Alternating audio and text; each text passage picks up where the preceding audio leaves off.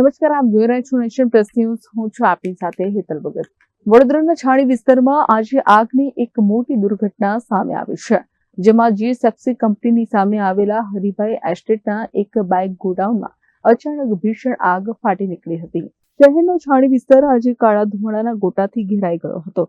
હરિભાઈ એસ્ટેટમાં આવેલા two wheeler ગોડાઉનમાં અચાનક આગ લાગતા અફરાતફરી મચી ગઈ હતી. આગની તીવ્રતા એટલી વધારે હતી કે ગોડાઉનનો મોટો હિસ્સો પડવારમાં જ્વાળાઓની લપેટમાં આવી ગયો હતો. આગની જાણ થતાં જ TP13 ફાયર સ્ટેશનનો કાફલો ઘટના સ્થળે દોડી આવ્યો હતો. ફાયર બ્રિગેડના જવાનોએ સતત 2 કલાક સુધી પાણીનો મારો ચલાવી આગને બુઝાવવાની કામગીરી હાથ ધરી હતી. બાઇકમાં પેટ્રોલ હોવાને કારણે આગ વારંવાર વિકરાળ બની જતી હતી, જેને કારણે ફાયર ફાઇટરોને ભારે મુશ્કેલીનો સામનો કરવો પડ્યો હતો. આ કરુણ દુર્ઘટનામાં કુલ 86 નવી નક્કોર બાઇકો બળીને ખાખ થઈ ગઈ છે.